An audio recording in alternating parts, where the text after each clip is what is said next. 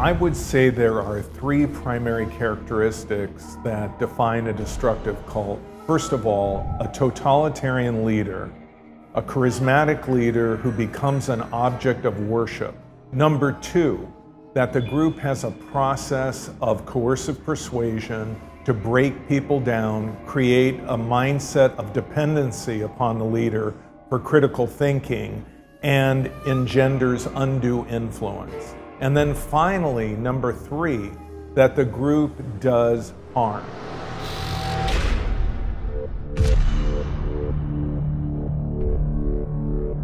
So I think the cult really came out of this concept of building this character, the father. And then what we did is we moved into the next step of that. We learned a lot about cults. Ubisoft contacted me and we began to exchange information.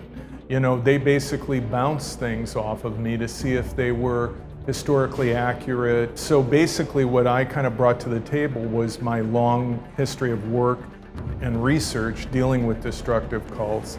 And I think what Ubisoft wanted to do in Far Cry 5 was contextualize their ideas and make sure that they fit within that universe.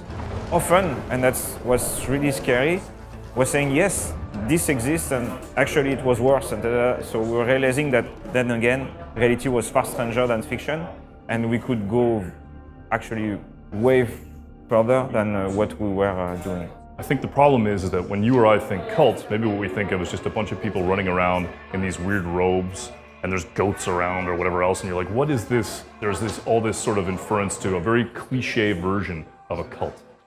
And that's not what this is. We learned a great deal about them. And so we started to build this cult and think about it, and we started to say, how does it work? How would it be seductive?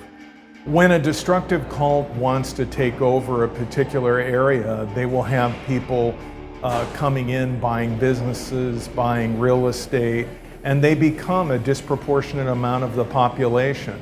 I mean, if it's a small town, it may not take that many members of a destructive cult to tip the balance and for the town to become kind of a company town. There have been towns in the United States where the mayor of the town is a member of a group that has been called a cult. And I think in that sense, what Far Cry 5 represents is historically accurate and viable. And like for instance, we spend a lot of time studying how a cult could get a hold of a space. And that's something that we now summarize in the beginning of the game in, I don't know, 2 sentences. But that strikes the point, and that will be enough. Maybe 3 years ago it didn't feel this way, but the weirder the world gets and the scarier the world gets, then the more we experience a lack of control. And if somebody shows up at the right moment and says to you, listen, I understand things are scary, let me just talk to you about your tomorrow. I'm gonna make your tomorrow make sense. People go, okay, that sounds reasonable, and they fall into it. You can feel that we are creeping towards the edge.